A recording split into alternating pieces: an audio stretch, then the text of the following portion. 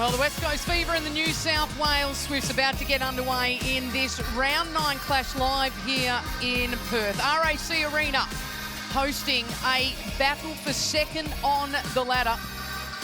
And both sides, premiership winners of the past of Suncorp Super Netball. They'll back themselves in today.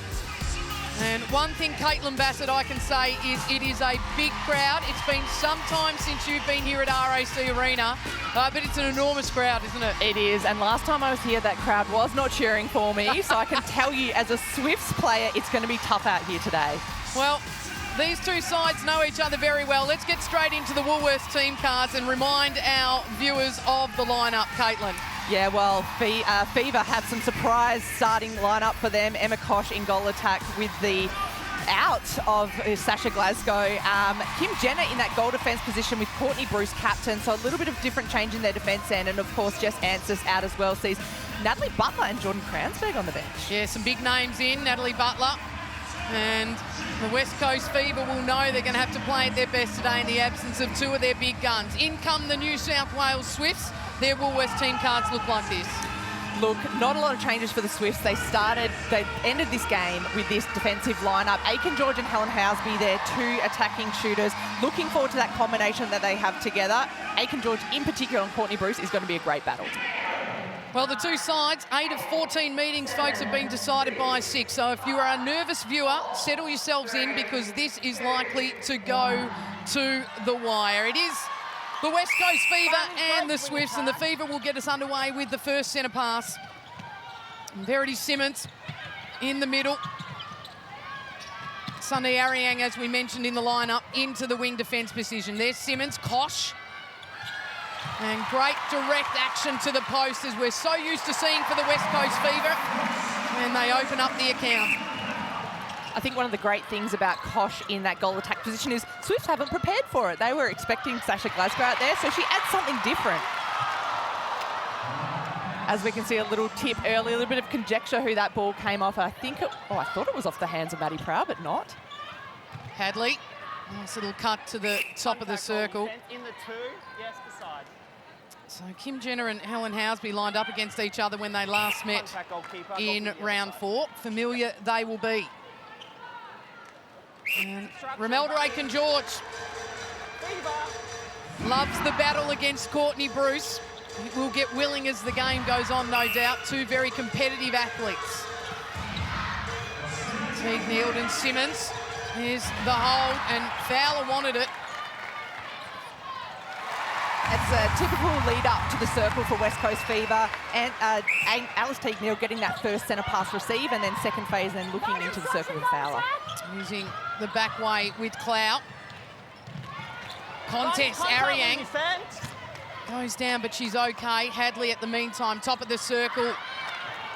And the 1-2 shared. They find the space in the back. And Aiken-George the finish. Fever. So the West Coast Fever, they have been beaten by the Swifts on this home court. Oh, Kosh into the action. Round 10, but it was back in 2019. And how good was that setup from Kosh? She started back, she drew back towards that baseline, which opened up the circle and then got her on that second phase. So a little bit different, a little bit more movement, which is great to see from the Fever attacking it. It's her first start of the season. It's different to start than to enter, isn't it, Katie? Oh, 100%. I think when you're entering, you've got a grasp of what's happening in the game. You can go in with a really clean plan, but when you're starting a game, you're almost feeling out what's going on court to start off with. So blow for blow early, as expected. The two best attacking sides in the league. Their numbers are right up there. Kosh, quick release into Fowler. And eventually the umpire puts whistle to mouth. The contact is the call. Janelle Fowler shooting at 98% accuracy this season. Doesn't miss many. Housby in the middle. So just being held up a little bit here, the Swifts, but they find their road through Aiken-George. Contact keeper. I'm liking the matchup between Hadley and Ariang at the moment. I think they're such smart players, they're young players, they're dynamic, and we can have a see about the footwork and all the movement that's happening off the ball. I think is fantastic. Fever. Helen Housby, her first of the game. Teague Neald Straight through the middle to Fowler. Kosh on the drive. Swings again. So the attack end in the absence of Sasha Glasgow. Moving nicely for your liking at the moment, Katie. Oh, look, it's not bad when you can bring out Emma Kosh and have movement in the circle like that. I think it's just showing that Fever have many strings to their bow in the attacking end. Hadley at the top now. She's enjoying the real estate right there at the moment. Ariang having to work her way through that wing defence role. Just over 4 minutes in the first quarter played out. Force backwards, Fever. Good defence here by the Swifts. Just delaying the reigning premiers. Jenna, good drive. Fowler out, so the circle is free. And then the Swifts get the action through the hand of Clout. Well, isn't that the benefit of having so many long limbs in that defensive end for the Swifts? Tegan O'Shannessy, really confusing space, allows Cloud to come in and pick off an intercept. So it's a moment here for the Swifts, Caitlin Bassett, because it has been goal for goal. So a chance to take an early lead and a centre pass return, and it silences the crowd at RAC Arena. Well, last time these two teams played, they started strongly. Swifts started extremely strongly. If we can have a look at that Harvey Norman replay just there. Tegan O'Shannessy getting hand to ball, which has handed Swifts the lead for the moment. So Kim Jenner just being asked to make sure she remains out of play. A penalty to be reset. Housby looks at Aitken George. Contact and offside. Contact goalkeeper. Contact the call on Bruce. Yep. You're right. Bryony Akel, the coach of the Swifts this week, saying that they need to be better starters, the Swifts. They can't be relying on coming home and chasing. Fever. The Fever, on the other hand, one of the best starters in the league.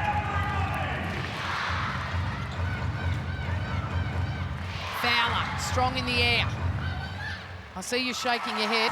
You like it or you don't? That one-on-one contest, she is impossible to stop. So have a look what the Swifts defenders are going to have to do. They're going to sit off the body. They're going to hedge a little bit more. But if they're hedging, they actually have to contest. I don't want to see Fowler catching the ball with no one having a crack at it. Into the pocket.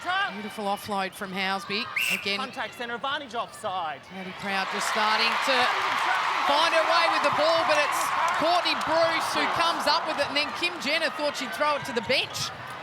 Well, Courtney Bruce will take confidence with that. Once again, winning ball off Aitken George, as we can see here in the replay. Just a really handy tip and gather, and able to flick it to Kim Jenner. Unfortunately, though, a turnover.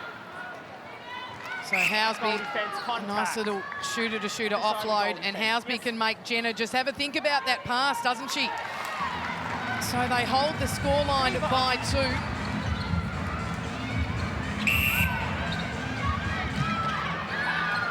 Dylan McPherson joining us on the sideline. You've got a close ear to the coach of the New South Wales Swiss, Bryony Akel. What's she up to?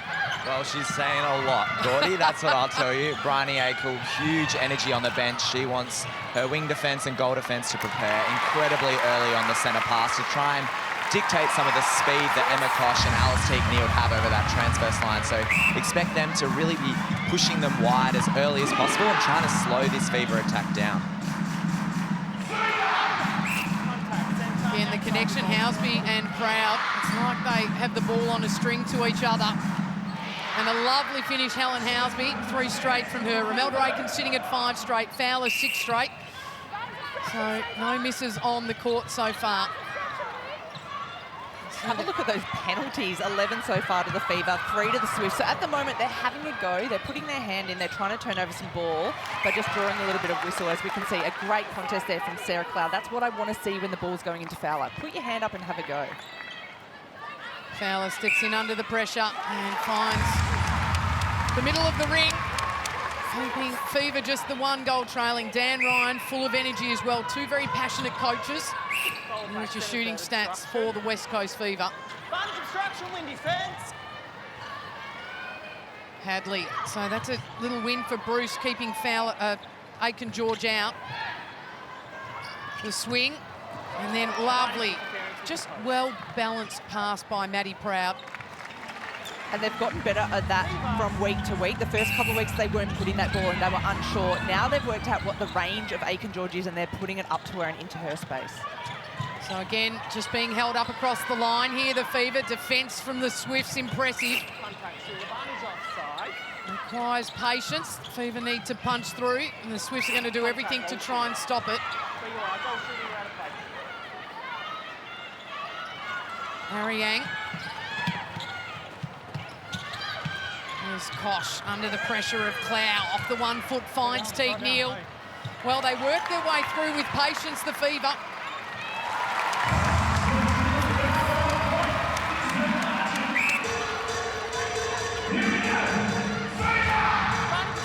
Clow back at the line.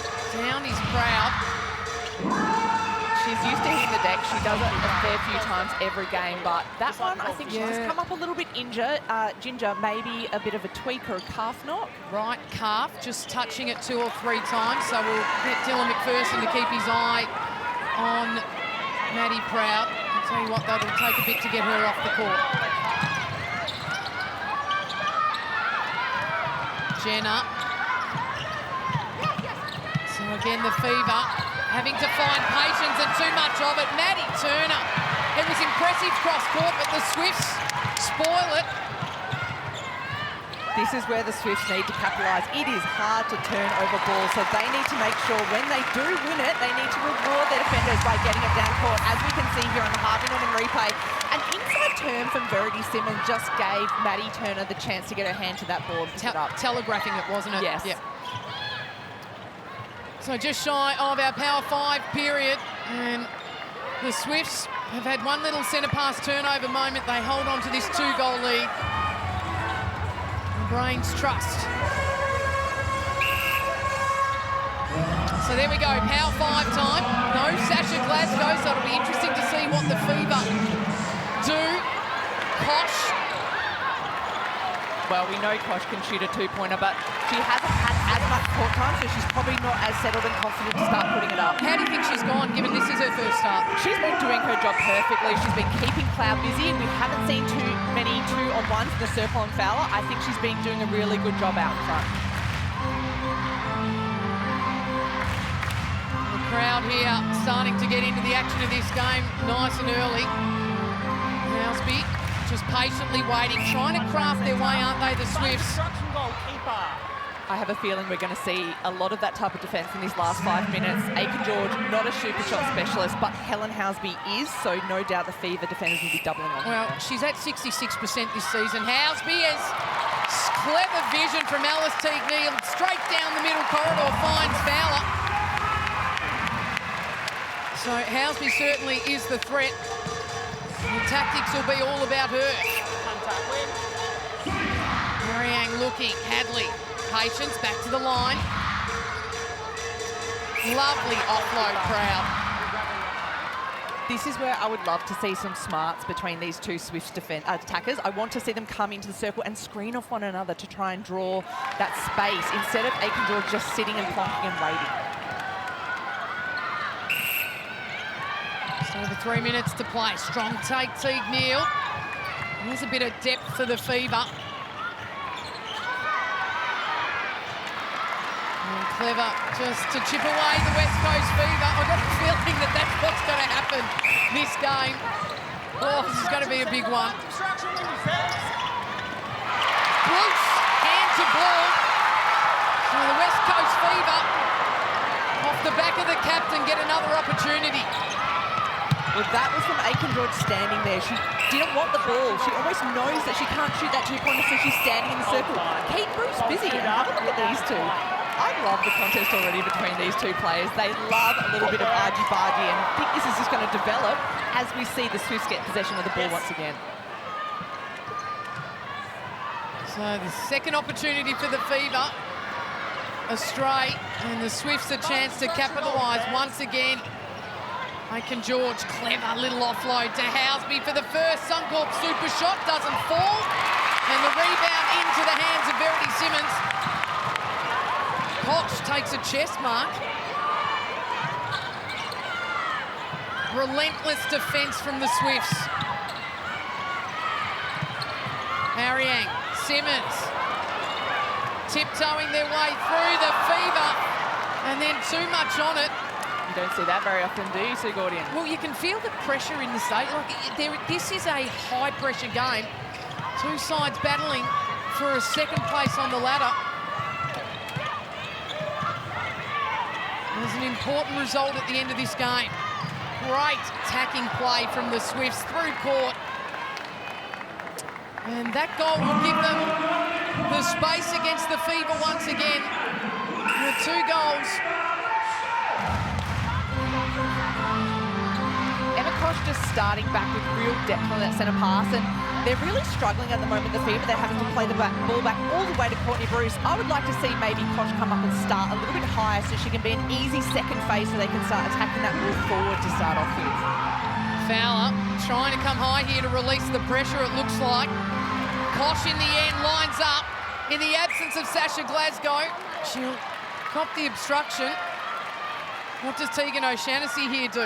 Arm over the shot or protect Fowler? Oh, well, there you go. Emma Koch says, give me a starting 7 moment. And I'll take a super shot as Nat Butler ponders whether her retirement gets a moment today. Wouldn't it be fantastic to see her out on court? She's gone away from the game. She's had 2 children. She's worked hard and she's back here today. So it'll be fantastic to see her. But Emma Koch is doing a fantastic job as well. As is Helen Housby. You can see how fired she is off the back of that Suncorp super shot. I shouldn't forget, though, that for every Suncorp super shot that drops, the Confident Girls Foundation donating $100.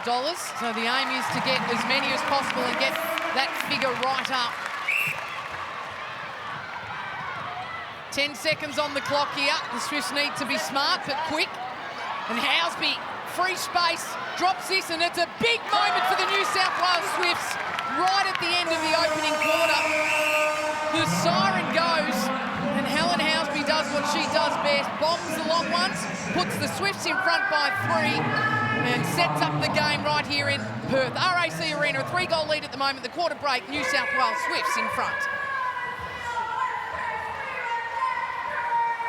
Don't forget, folks, coming up, we do have Pivot, Channel 505, Hannah Hollis, and that lady there on your screen, Courtney Bruce, the special guest, will join Hannah tomorrow. Plenty to talk about from the West Coast Fever captain, so don't miss that. Pivot on Channel 505, that's 5:30 Eastern Standard Time tomorrow.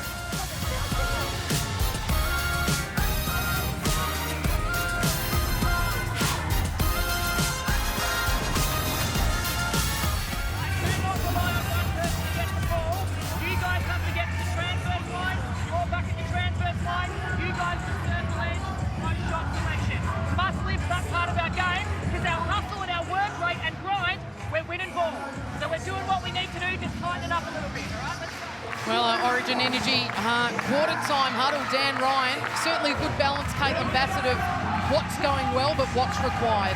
Yeah, I really like that he came over and complimented Emma Koch and said, you're doing a great work. And for her, this is her first start in a game. She is doing a great job, but the connection at times between her and Alice Teague-Neal are a little bit sketchy, so giving her confidence is the right thing to do. Well, it's interesting. Teague-Neal sitting at -3 Nissan net points at the moment. Maddie Turner sitting at 10. And umpire indicating a mistake he made, which is good to see. And Emma Koch will take the throw in. Goal defense. So just talk me through that a bit more, of course. Koch doing a good job, but Teague-Neal and Sasha Glasgow obviously have that formidable partnership on the line normally. Exactly, and that's what comes when you play multiple games together and you get through really hard challenges as a network and a team out there on the line. We will see that start to form as Koch continues to play throughout this game, but at the moment, the first quarter, just a little bit scratchy. Terrific attacking play there from the Swifts, straight down to Aitken George. Gives them enough energy to get into defence here. And that is what they are doing well. Simmons swings to Jenner. And then sights Fowler. Goes straight to the Jamaican under the post. Neil Fowler, the target for the Fever, 5-time MVP of this competition.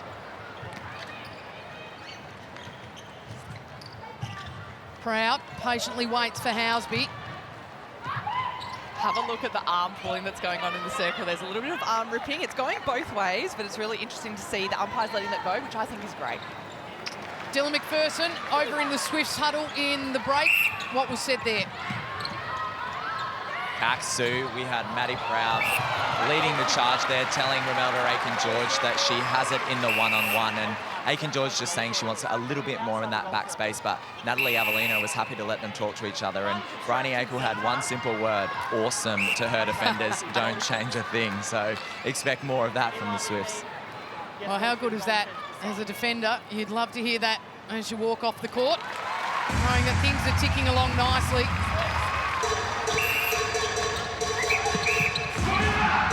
19-16 that quarter time score. The Swifts with a super shot on the siren from Housby, putting them 3 in front. Loving this matchup between Simmons and Proud so far. We talked about it in the pre-game. At the moment so far, Maddie Proud 16.5 missing net points versus Verity Simmons 46. So clearly someone's winning that battle. Yeah, absolutely. Highest on court at the moment. Paige Hadley also sitting at 33.5. So quietly goes about her business. And it's funny, we often talk about, you know, the mega stars in the shooting circle and how important the goal attack is, but the ball needs to get to those ends, and that comes through the hard work and safe hands of those midquarters. Jenna having to do some work. Simmons, nice little offload. Obstruction is the call. So the Swifts having a look. O'Shaughnessy, her confidence is up, but Emma Kosh goes the 1-2 with Teague Neal. That is so cheeky. A little slide, shuffle shot from Kosh, who's definitely feeling comfortable out there on court. Looks to hold her position on the court. That's what she's there to do. Proud, sides from Elder Aiken-George, and there's a little outside arm from Sunday Ariang. I just wonder, again, you know, Ariang's played wing defence for the Fever this season. How much does it take her to switch into gear in that role? Well, I think her connection with Courtney Bruce is, you know, a huge asset to the Fever. They've been absolutely incredible there. So shifting her out of the circle almost takes that strength away. In saying that, I think Kim Jenner's doing a great job. She's wearing Helen Houses, she's challenging her.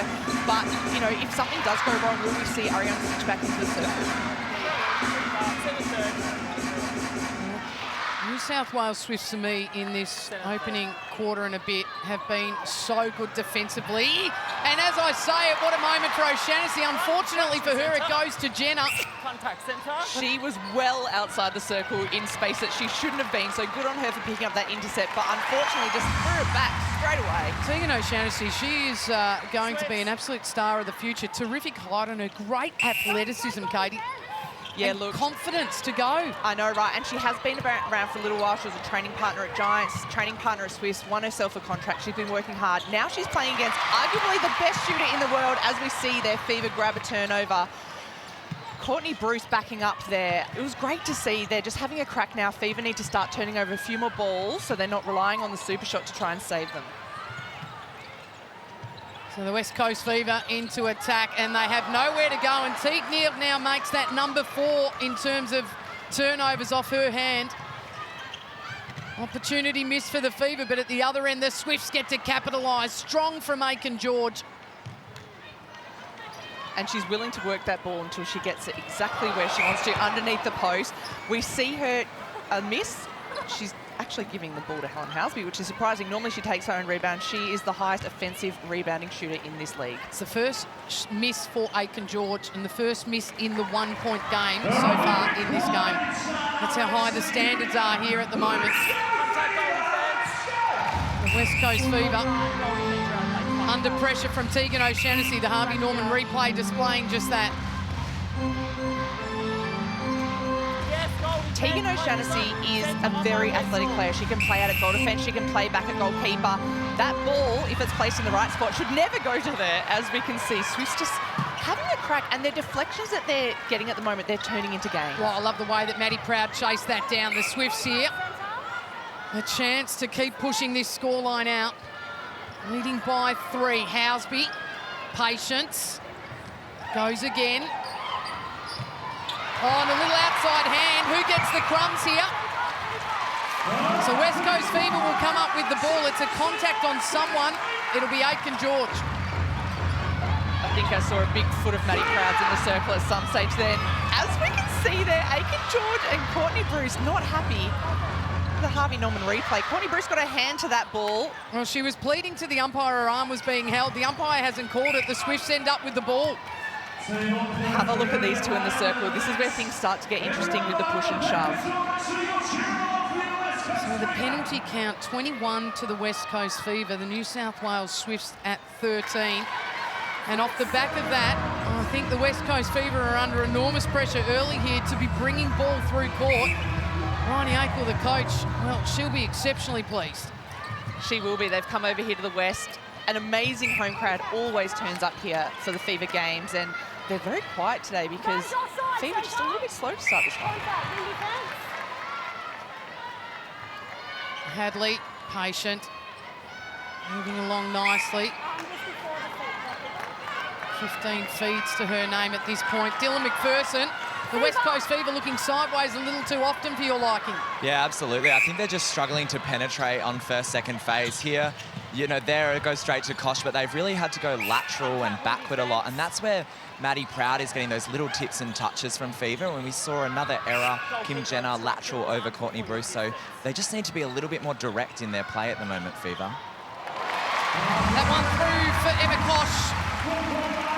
So holding within 4, the Fever. And 7 minutes 26 on the clock and a HCF tactical timeout. The first of the game being called. It is being called by the West Coast Fever. And I caught a glimpse earlier just over at the coach's box. And Dan Ryan looked a little frustrated on the face. So let's get in and have a listen and see what's about to unfold. But we can see some bibs coming off. Important that there's no stopping and propping on any ball, all right? So we must run our feet through it, and our mentality anytime we have the ball in the goal third is pass and cut, all right? So again, we can't be sitting waiting for someone else. We find the body, we punch off hard, and there's 2 options every ball. One short, one long, all right? So you just got to keep that work rate up. We've got a bit more drive through Geordie coming through court, back on the reset line for us, but just step up the work rate here in this goal third. Really important, all right? Yeah. Really important, right? Good stuff. So looking because you're hunting out, so looking at one-on-one. Yeah. And I'm trying to cover. If you can find that body and drop it. Don't stop fighting, right? Don't wait for that umpire. Just bring lots of drive through court. It's your best weapon. That's what we need right now, right? Let's go. Okay, here we go, guys. Okay, this last 7 minutes is really about just staying in touch, right? Play the smart game, keep the scoreboard ticking over, cherish what we get. Come on. Well, as we can see there, Dan Ryan pulling a few changes. We can see Jordan Kranzberg coming into that wing defence, which shifts Sunday Arang over to that goal defence position. Not surprised to see that, and interesting to hear him tell Jordan, take that drive, that is your best friend up that middle. As we can see here, a turnover straight away. Well, the debutant steps onto the court and all impresses immediately, creates a breaking on Paige Hadley. So Jordan Kranzberg, twin sister Zoe in the training partner set up for the West Coast Fever. 2 Victorians that have moved west. Plays more traditionally in the centre, but has come through as a wing defence, so she'll know the craft of the game there. And Shaughnessy out of play. Fowler steps in. Great strong reach from Clow. Doesn't stop the superstar in Fowler, though. So one back for the West Coast Fever. And there you go. 100% accuracy. Great tip there from Helen Housby. Got up, probably unlucky not to get that one, but as we can see, Fever still struggling to penetrate that ball forward on their centre pass. Let's get across to Dylan McPherson again. Dylan inside the Swifts camp. Plenty of chatter there, I'm sure. Yeah, and really directed at Sarah Cloud. When Caitlin spoke before in the commentary about Emma Kosh sitting back in that close circle, and they do not want Cloud contesting out with her. They want Cloud in with O'Shaughnessy, hedging, playing that pulley system defence and really trying to confuse space as Sarah Cloud just gets one. Oh, she was out of play. That disappoint you? Dylan McPherson joining us, new to the Fox family, Australian men's player. Captain of the WA Thunder side in Western Australia that went on to win the National Men's Championships. Great to have his insights.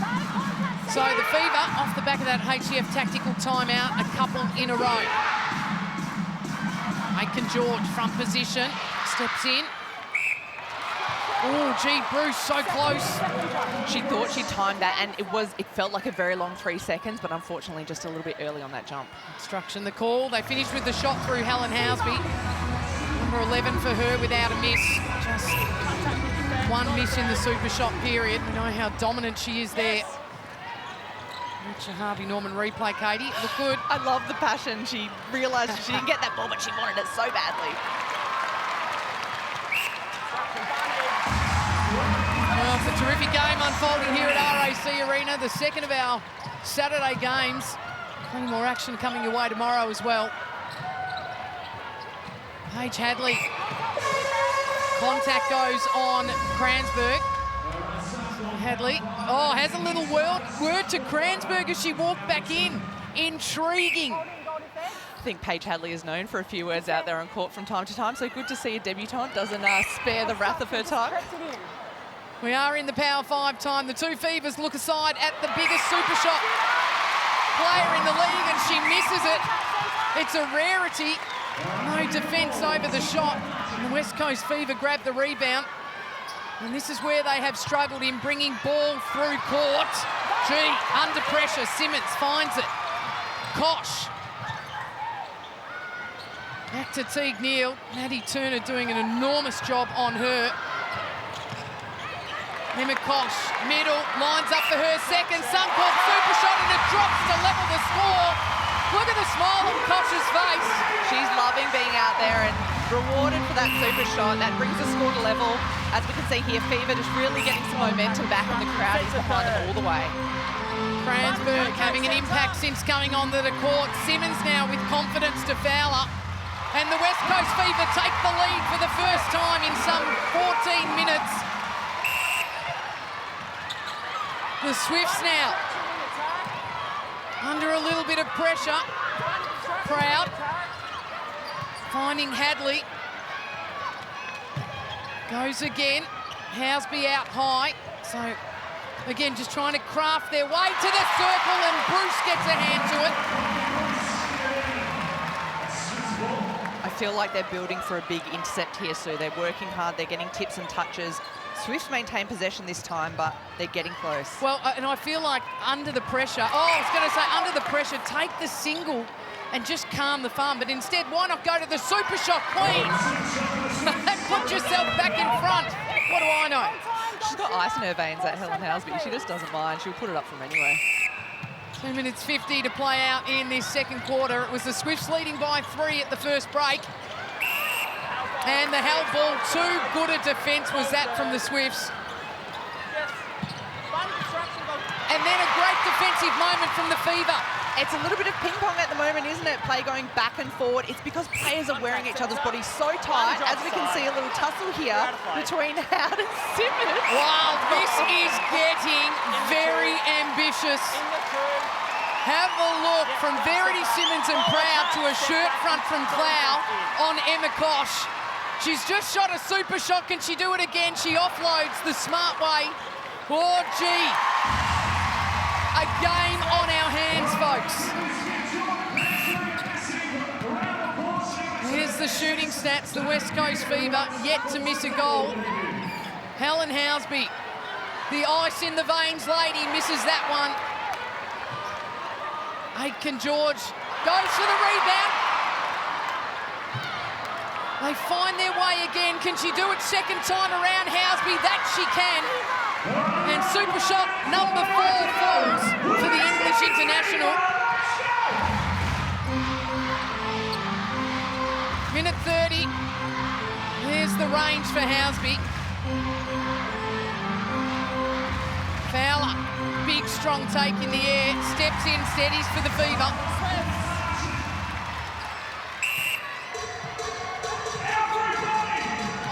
Bruce out hunting.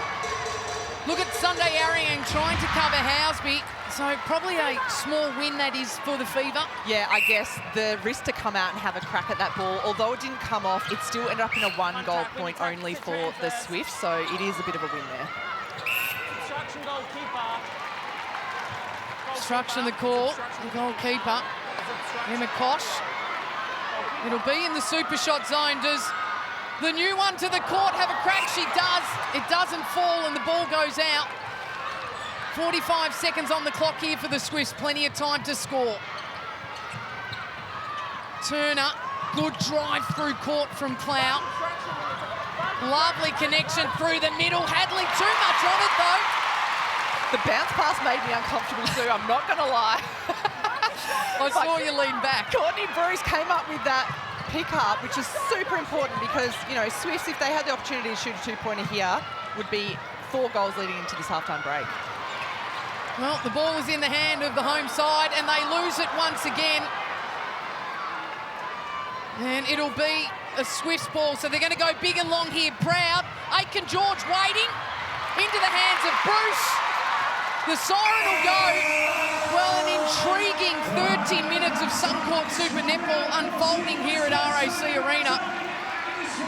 The New South Wales Swifts hold on at the halftime break to lead by 2. The Fever making up the single goal. And just a little shake of the head there by Dan Ryan, maybe a little frustrated. Gee, what an entertaining game, and as I said, it is getting willing. Let's get down to Dylan McPherson, who has one of the newbies for the West Coast Fever, who's enjoying her craft on the court at the moment, Dylan. Yeah, I'm here with Emma Kosh, the goal attack for West Coast Fever. Emma got the start today with Sasha Glasgow out. What did that feel like? Yeah, really good. I was very excited. I know it's hard without Sasha here, and she's been such a dominant player for us. But yeah, I was feeling pretty confident to know to go out there and just do my own thing and play my own game. And it's getting pretty willing in the contest out there. Obviously a big game from both sides. What are you going to do to take that on in the second half? Yeah, I think we just have to keep the work rate up and use our change of direction and our speed. If we get caught doing those long runs, that's where they're able to contest the ball. So just, yeah, work rate up. And can we expect to see more super shots from you in the second half? I hope so. Thanks, Emma. Well, there you go. Good to see a few smiles on the faces. The New South Wales Swifts go into the change rooms, leading by 2 against the home side, the West Coast Fever. A big game of netball coming your way. And what about tomorrow? A big game tomorrow as well. Starting with this, it is the Melbourne Vixens heading up north to the Sunshine Coast Lightning. The last time they met the Vixens, a 4-goal win. The Sunny Coast desperate to find a result. And then into our second game of the match, and it'll be the Magpies hosting the Giants. And I tell you what, folks, this is season defining because you lose and it's over for me for the season. So both sides will be desperate for the win, and the Giants, big news, no Joe Harton. Don't go anywhere, we'll be back after the break, the second half, and our halftime show coming your way. Well, what a game we've got on our hands here. Round 9 of Suncorp Super Netball over here in Perth at RAC Arena, and the West Coast Fever hosting the New South Wales Swifts. And I tell you what, it's been super shot to super shot. And then in the last few minutes of that game, gee, it got willing. And I've got a feeling, Dylan and Caitlin, that the next 30 minutes is probably likely to present that this way. It's been an intriguing first 30 minutes, hasn't it? The Swifts have been more dominant, but Katie, is that because the Fever are a little unsettled with their lineup at the moment? Yeah, I think so. I think the danger of the Fever is we know how strongly they can fight back, and Swifts were in this position a couple of weeks ago in round 4 when they played them, and Fever came out in that third quarter and absolutely blew them off the court. So have a think about what they're chatting about and what they're going to put out in this next quarter. Dylan, you've had your ear very close to Bryony Akel throughout the game. She's been very positive about it, what the Swifts are doing. Absolutely, and so they should be. You know, Fever are a great team. They're up by 2 goals, and I think it's all about defence for the Swifts today. They really want to be ruthless and relentless, hands over, first ball contest, early preparation, and I think they're doing a great job. Well, the New South Wales Swifts, their attack is what they do well because we know they're one of the top 2 attacking sides in the league. But Katie, They've been on song early. Paige Hadley, for me, has been the one that's stepping up. We know Maddie Proud can be dominant, but she's been good too in that attack. She has, and she's forced to change her nurse. Started out with Ariang, and now we've seen debutant in Kranzberg matching up against her. She's found that top of the circle so easily, and Paige Hadley with hand on ball in top of the circle is magic for Romelda Aiken-George. So really happy with her start and her connection with Proud, and look forward to seeing what that delivers in the second half. Yeah, Dylan, I've called you Dan, like you were the coach of the West Coast Fever. The West Coast Fever defensively have had to hustle hard. We heard Dan Ryan, their coach, say that he was happy with their hustling and that the ball was eventually coming their way. How have you rated their defence so far, knowing that Sunday Ariang had to line up at wing defence and then we saw the change? Yeah, I think early they were struggling a little bit, just some of those connections, when to come in the 2-on-1, when to stay 1-on-1, and we saw immediately when Jordan Kranzberg came on, Ariang and Bruce, what a combination they are. They just fill each other's gaps really well, and they make sure that they've always got someone in that contest on Romelda Aiken. So I think, and he was right, they won ball at the end, they got some little tips and touches, and hopefully they can carry that into the second half. Well, for me, the standout, to be blatantly honest with you, has been the West Coast Fever's under pressure in attack from a Swifts defence. And we knew that lineup that finished for the Swifts last week with Turner out the front and Clow at goal defence was probably going to, I guess, give the Fever a bit of pressure early before the ball got to Fowler. How have you seen that, Katie? I think they've been incredible so far. O'Shaughnessy's picked up one intercept. Clow, none so far, but the tips and the touches that are coming from Turner and the pressure that they're putting on a very slick Fever attacking line, I think, should give them a lot of confidence. They probably just need to take another step in this next quarter. We know the West Coast Fever have one lady that they need to look after when it comes to the Super Shot period, and that is Helen Housby. Interesting to note, these are the only two sides in the league shooting above 60% in Super Shot period, but the attention that went on that lady in both of those Super Shot periods was huge. However, Dylan, she's still nailing them. Yeah, and how impressive is Helen Housby? If I could shoot from there, I don't want to think about it, but she was incredibly impressive, and Fever in the past have struggled at times to defend that Super Shot, and it's really a focus for them, and she's still nailing them. So expect that feedback from Dan Ryan to really be to hustle in that last 5 minutes of the quarter, even double defend her. Romelda Aiken-George hasn't put up a Super Shot. Let's see her shoot one. Very interesting tactic, and we'll have a look and see how that unfolds as we watch Helen Housby doing what she does best. Let's get into the match stats, because you get the feeling there wouldn't be a lot in this, but what I'm most interested in, and the thing that I've found in this game, it's been a little bit messy at times, the turnovers reasonably high, Katie. Yeah, they are, and it's interesting to see these turnovers. It's like ping pong happening down the court at times. Deflections are high, 11 Swifts and 5 to the Fever, but really where we're seeing this turnover, 10 versus 12, not a huge gap, but it's what they can do with the turnover once they have it. Dylan, anything in particular, if you were the Swifts coach right there, that you want to kind of get up even though you're in front at the moment? Well, I think probably the gains is that's how you beat Fever, and I think it's the gains outside of the circle. Like Caitlin said, O'Shaughnessy is really winning the ball for them in that one-on-one. I think if they can increase their pressure outside of the circle, it will help them get them a long way, because then O'Shaughnessy can start to hunt off the back rather than sitting really in that one-on-one with Fowler. Will we see Nat Butler come onto the court? Does Emma Koch stay on? That's the big question as the Swifts make their way out onto the court. It's going to be a big 30 minutes of action coming your way. There's plenty of action still to come, though, and you can see these athletes have brought their best to the court today. That's an absolute definite. But I tell you what, our partner Woolworths are doing even better. They met with our Suncorp Super Netball stars off court to find out how well they know their fruit and veg. I don't know it too well. I'm about to learn something. Take a look at how they go on and be sure that you get yourself involved. Welcome to the Woolies Pick Fresh Play Fresh game. A handful of lollies is a good choice for a quick pre-netball snack. Oh, she likes lollies. Balls! Oh, no. After playing netball, when should you have something to eat? Joe Weston. Within half an hour. Well played. Test your knowledge on the Woolworths Pick Fresh Play Fresh Hub for your chance to win great prizes. Welcome back to RAC Arena. West Coast Fever trailing by 2 against the New South Wales Swifts. Both sides battling it out for a position second on the ladder behind the Adelaide Thunderbirds. And Natalie Butler warming up. We don't know yet whether she's coming onto the court. It'll be an enormous moment. Have a look at that. The live camera catches it. Natalie Butler coming out of retirement and onto the court for the West Coast Fever. Katie Bassett, smiles on both of our faces. Yeah, what a huge moment for Nat, for the Fever. I think this is absolutely incredible. She's getting out there with Alice Teague-Neal. I think the support that she's going to get from this home crowd as well. Oh, I've got goosebumps. Yeah, 235 National League games this lady has played, 17-year career, retired in 2020 after playing her last game with the Magpies in 2019. The last time she played with the West Coast Fever in a 2018 Grand Final on this court 5 years later. She is back. What a terrific story in amongst, I guess, some bad news for the Fever with Glasgow and Jenna out.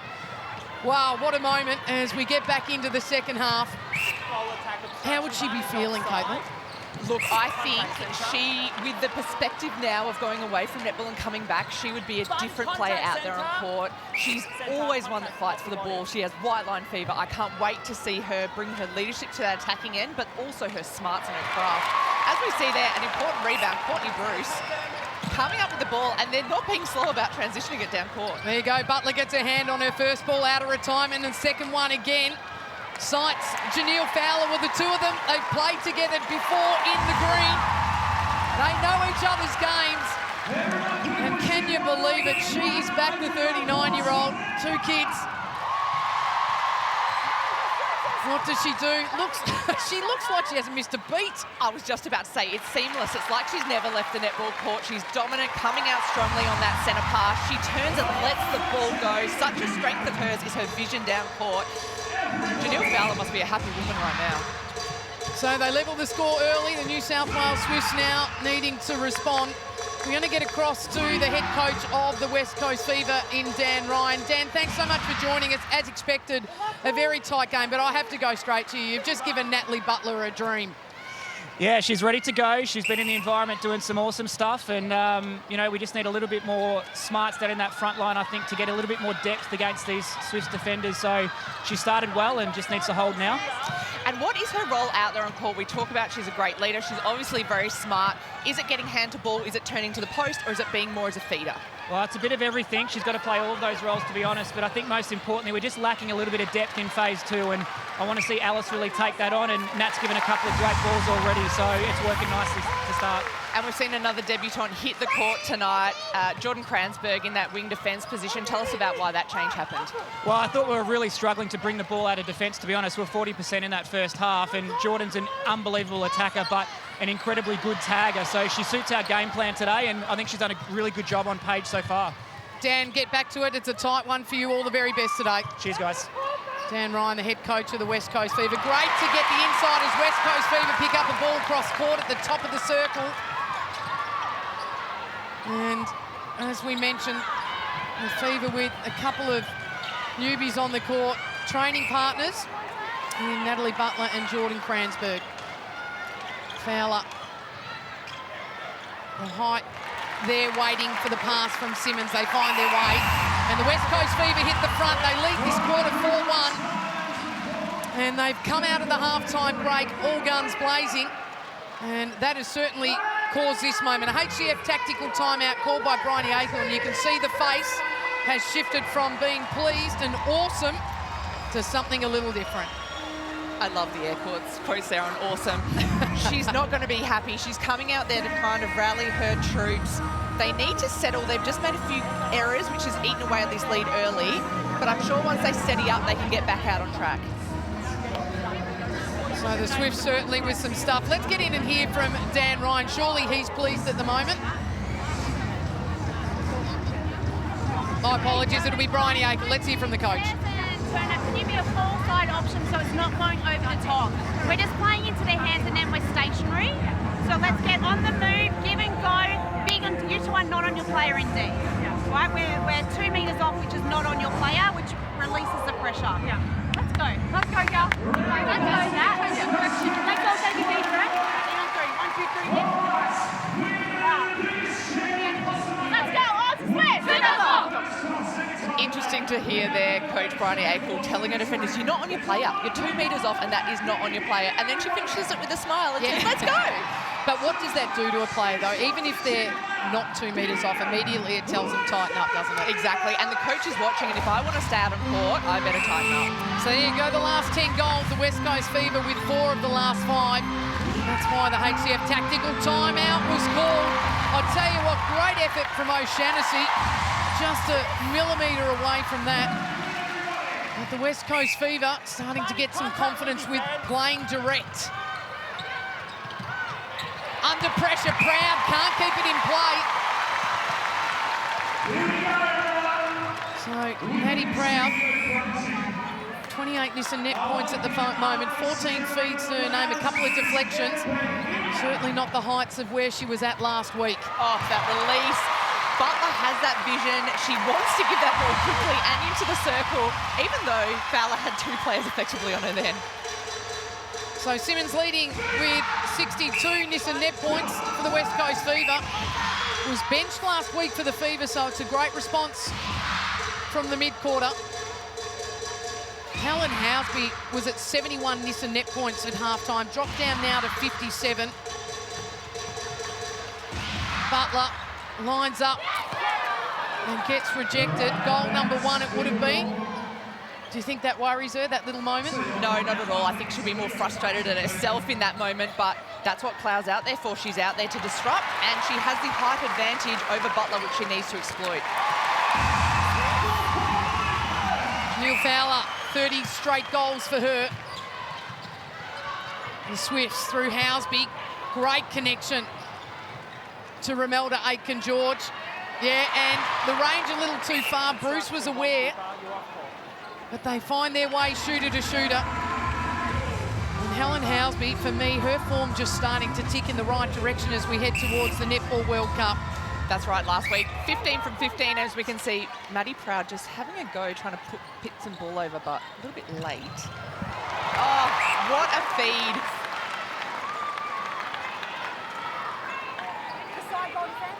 Fowler definitely the main target in that circle, even though there's 2 defenders on her. They're still launching it long as we see a rare miss from Janelle Fowler underneath the post, but she gathers her own rebound. So over in the sub-box, Claire Nyongi waiting to come on. So who does she replace? She replaces Tegan O'Shannessy. Talk me through that movement. Let's come to it in a minute. Keep our eye on the play here. Housby, it's an intriguing call. I thought O'Shannessy was doing a very good job. Here's Claire Nyongi. Contact with your fans, yes. Contact on Cransberg. Housby, the 2 on Aitken-George. And then a little outside arm from Ariang. So Fever defence just starting to grow in confidence. And how strong is that combination of Ariang and Bruce? We see the strength return to that defensive end, and it's really helped give them confidence and helped them turn over some ball to eat away at that lead. So they get there in the end, the Swifts trailing by 3. Talk me through Nyongi as this ball comes down from the Fever. Well, I guess if you're Coach Bryony Akel, you've got nothing to lose in making a change. You're currently down by 3 goals, and Nyongi just brings something a little different. She's athletic. She's got a lot of movement. She's not as tall as O'Shannessy, but she has the vertical elevation, as we can see. Nat Butler just slotting her first goal ever so casually. Out of retirement and through the middle of the ring for Natalie Butler. Plenty of fans out there will be loving this moment.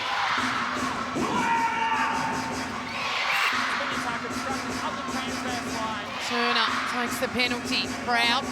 Big high ball, too much on it for Aitken-George. And that's a rare mistake from Maddie Proud from distance. This is where Swifts have come unstuck in the past, trying to force too long a ball into the circle. It's a one-on-one between Courtney Bruce and Romelda Aitken-George, but if it's not pinpoint, it's going to be hard to connect. Teague kneeled up the middle, Ariang to the line, Simmons in space. And then the height mismatch, they swing across, so they missed a moment, the West Coast Fever. Oh, gee. Janelle Fowler making her mid-court look good. And then herself with the rebound. So another rolling sub for the New South Wales Swifts. Katie Bassett in, Taylor Fraser onto the centre. Yeah, Swifts aren't afraid to use their bench. They've often used 8, 9, 10 players across a game. At times it's been to great success. At times it's meant they haven't been able to steady. So interesting to see what this change means for their attacking end. Fresh legs in Fraser, potentially give them a little bit more drive to that circle edge. So it's been a very good quarter for the Fever. Have a look at this. So Bryony Akel has shifted from her coaching position as Proud came off, moved to the end of the bench, and they've been in really good conversation. That tells me Proud's not off for long.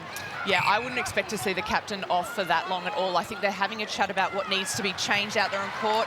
Coach and captain, very close relationship, and they would be having honest conversations about what's happening out there and what needs to change. Proud and Akel. So the Fever leading by 6. Just shy of 7 minutes to play. Housby. Contact with defence, Barney's offside. High ball in, and Bruce had it covered, but she'll get called for contact. And she keeps the pole up. Courtney Bruce certainly getting her hand to some ball in this game. 3 deflections, 1 intercept. Just the 10 penalties. A few of them early. She's cleaned the game up as she's gone along. Here's the moment. Harvey Norman replay, capturing it for you.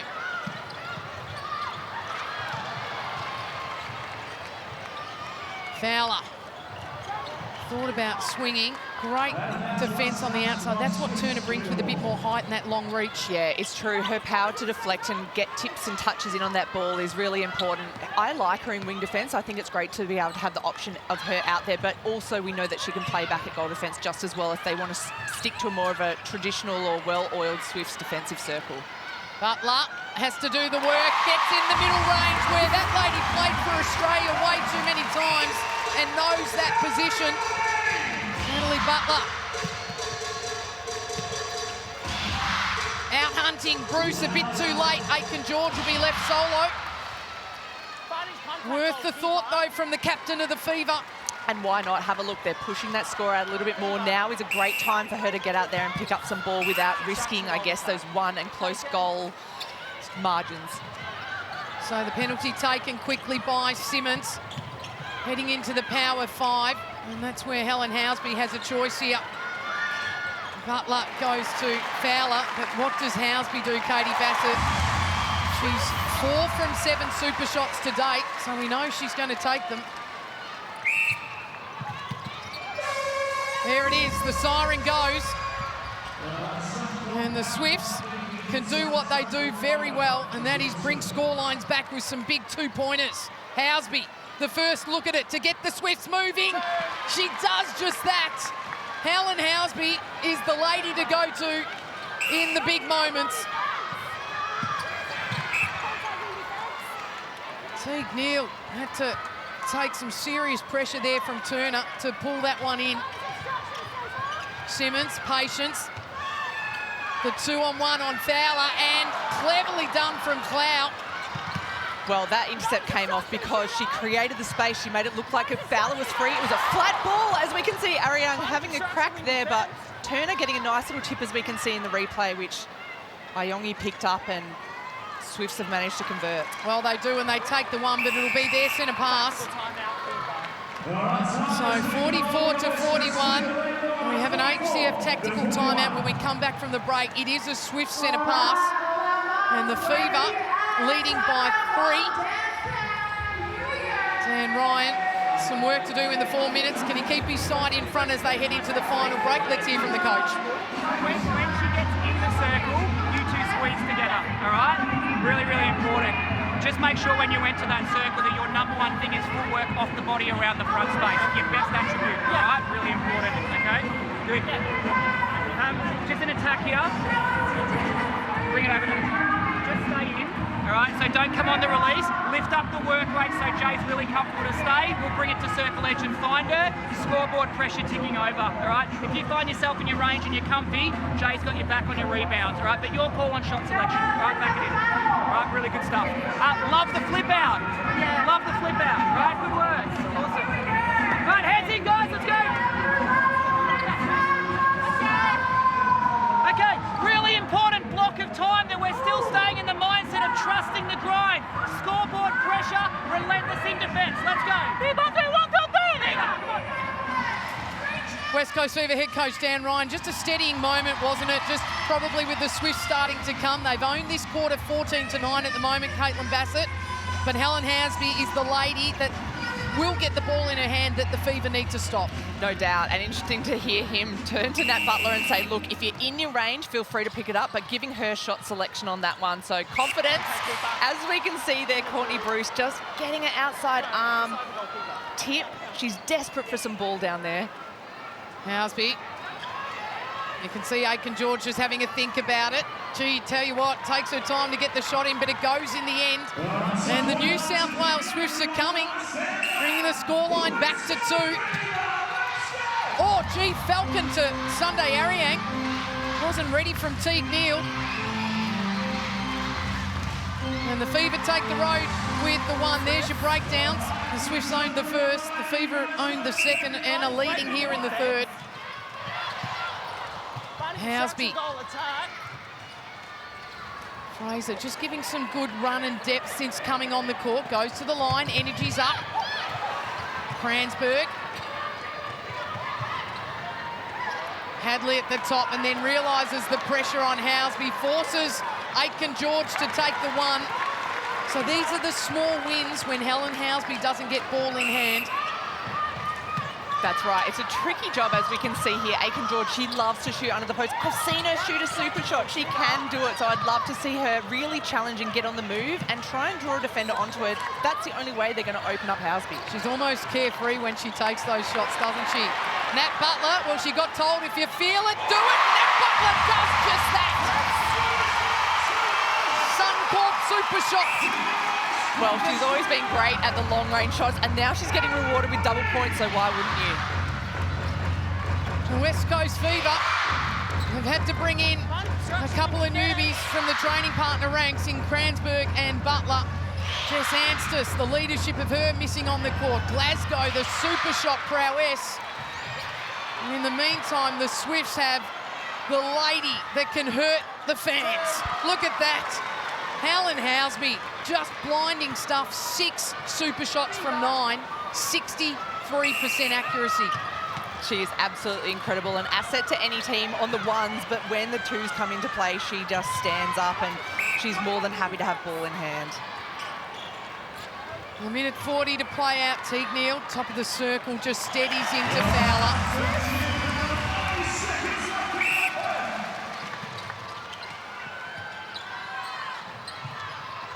Shooting stats, Fowler with a couple of misses. Sitting at just shy of her overall season average of 98%. Oh, it's crazy. Aiken George again, the single. So Maddie Proud watches on, and we see her come back and lead in the final quarter for the Swifts. A minute to play in the third. Butler on the drive. Simmons breaking through. Quick release to Fowler. And the West Coast Fever content with the one as well.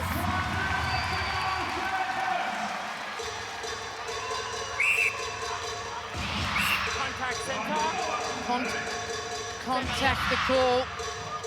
So Verity Simmons been having a terrific game. I feel like she just got a little cork in that hip. She's been rubbing it and grabbing it a little bit. Her and Fraser, the matchup has been fantastic, but wouldn't mind seeing Maddie Proud back out there for a little bit of smarts against the smart Verity Simmons. And she's leading in the miss and net points as Helen Housby, under all sorts of pressure from Bruce, gets another look at it. No, the umpire had already called time, so he was asking for the penalty to be reset. Helen Housby will have to do again what she just did. And unbelievable stuff from that lady on screen. Suncorp super shot brings the Swifts to back within 1. 5 seconds for the Fever to go long. Kransberg, too much on it for Fowler. And wow, doesn't that take us to the final break with some real interest of 15 minutes to play. A goal the difference with the Fever in front at the moment. And we know when we get to tomorrow, which is a very important day for these ladies' parents called Mum, it is Mother's Day. And what we want to tell you is tomorrow on Pivot, we will honour the netball mums out there at 5:30 p.m. We know Janelle Fowler is one of those. You can catch that on Channel 505. Happy Mother's Day. This is my nephew's son.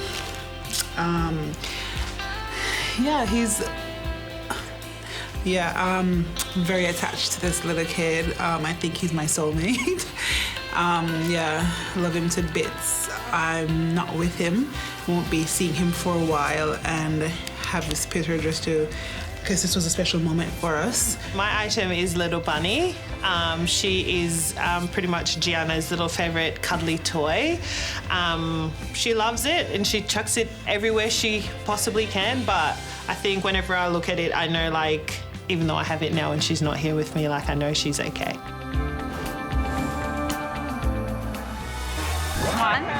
Guys, if they're doubling on Helen, that means we have a free player. Yeah.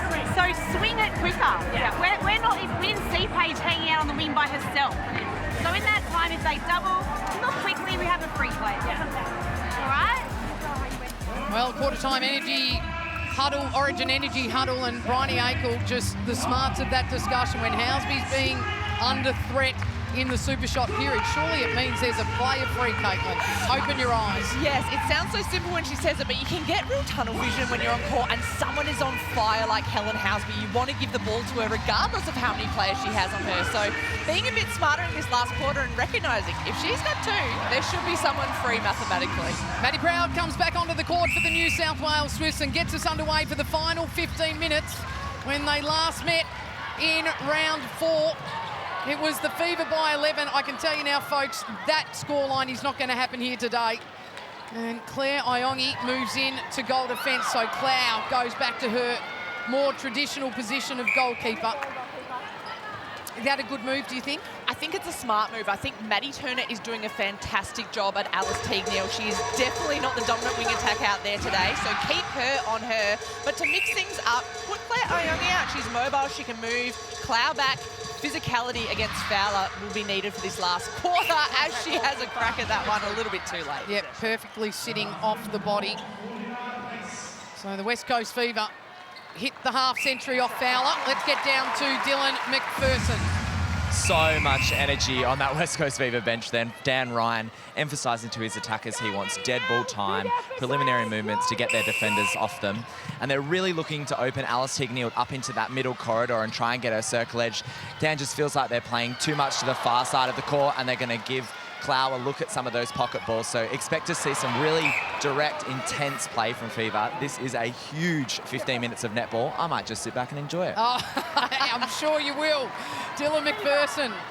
So a century of goals scored here on RAC Arena, 50 apiece. And plenty of pressure. The West Coast Fever, a 19-16 third quarter performance to get them in front. Wing attack where you are, it's contact.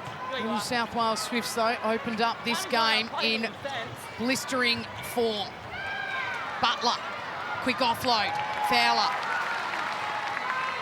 Janelle Fowler, 41 goals. Butler has the ability to almost think a play ahead. She hasn't even got the ball in her hands and she already knows where she wants to deliver it. So it's going to take a lot of work to shut her down and she's going to be super important, that connection for this last quarter. Terrific connection to Aitken George. Under pressure from Bruce. Held to Aitken. Just the 22 goals now. Held to 33 goals last time they met. But it's Helen Housby that's doing the damage. 15 goals and 7 super shots.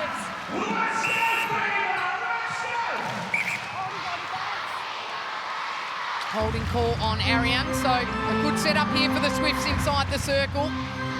That's right, a 2v1. She doesn't need to shoot from that 2-point range, so happy to work it in. Huge call. Well, it was an offensive contact call, I believe, Paige Hadley.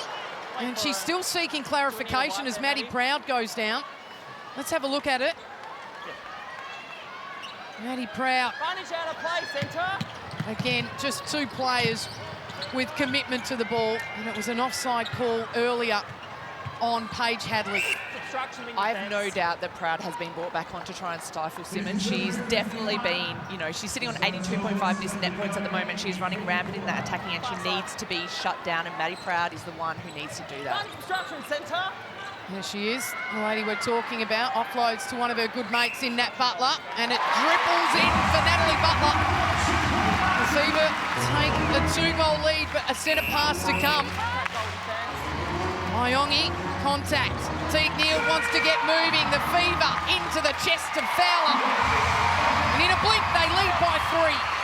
And that's how quickly they can score, and that's why Swifts need to continue pushing ahead, putting scoreboard pressure on now. If they leave it up to 1 goal in the last dying seconds of the game, we know that Fever can score extremely quickly. Don't think the West Coast Fever, Tony April getting amongst it, will want another moment like that. 2 super shots they've lost to. Their only 2 losses this season have been super shots on the Sirens by the Thunderbirds and the Vixens. The Swifts still have the ability to hurt them. Hadley, change of direction, beats Cransburg. You heard Akel say for the mid-court just to work between them, have the confidence. Sneaky little baseline drive there from Aiken George. I like to see that. Unfortunately, she's just not nailing those shots underneath the post. They're falling a little bit short. That's her 4th miss under the post for the game. Although she's the #1 offensive rebounder, so for every one she misses, you can bet your bottom dollar, more times than not, she gets the rebound, Romelda Aiken-George. Terrific story as well for her. To be picked up by the Swifts. Replacement player for Sam Wallace. That doesn't go in. Bruce somehow around the post. Gee, the skill to do that and find an opponent. That's many years of Pilates right there. That balance, that core control, as we see here on the replay. Aiken-George trying to do the fadeaway, and Bruce just coming up with that one-handed flick in. Little touch from Maddie Turner. So the throw in to the West Coast Fever. And rebounds off that one. Now favouring the Fever. Butler sights the post.